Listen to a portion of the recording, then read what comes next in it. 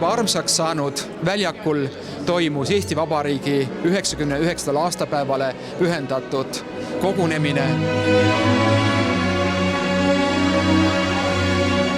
Igapäevaste tegemiste ja murede kütkeis ei teadvustagi me endale meid ümbritsevaid sõna, usu, isikuvabadust, seda, et oleme oma valikutes ja otsustes vabad. Oleme ehk harjunudki. Ning vabaduse väärtust märkame alles siis, kui keegi või miski tahab seda piirata või hoopistükkis ära võtta. See oli väga südamlik hetk, sellepärast, et koos olid päris väikesed tartlased ja väärikad eakad tartlased.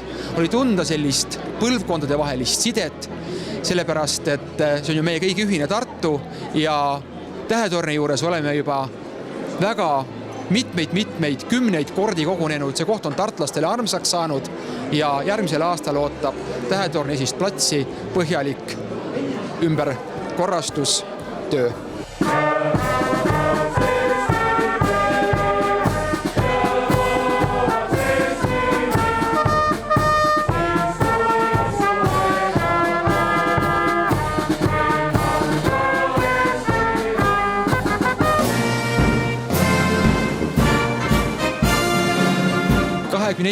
Veebruaril hommikul Kalevipoja meie Tartu Vabadussamba juures toimus miiting, kus akadeemilised tudengiorganisatsioonid, Kaitsevägi, Kaitseliit, linnavalitsuse esindajad panid pärjad Kalevipoja jalamile, peeti kõnesid ja tehti algust vabariigi aastapäeva tähistamisega.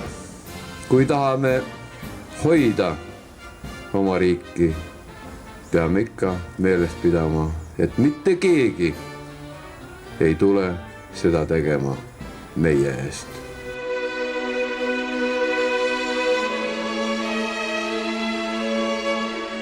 Kodus on iga pereliige alati armastatud, hinnatud ning tagasi koju oodatud. Samamoodi peab toimima ka Eesti riik, meie kõigi kodumaa. Tartu lähituleviku võtmeküsimusteks on linnakeskkonna arendamine ja väljaehitamine, uute töö- ja elukohtade loomine ning parima kultuuri- ja hariduslinna võimaldamine. Tartu soov on olla avatud linn ja rahvusvaheline linn. Vabariigi sünnipäeva eelsel õhtul 23. veebruaril traditsiooniliselt on olnud linnapea ja volikogu esimehe vastuvõtt Vanemuise kontserdimajas, nii ka sellel aastal, kus me andsime üle Tartu aukodaniku tiitlid ja Tartu tähe aumärgid nii aukodanikele kui Tartu tähe uutele kavaleridele.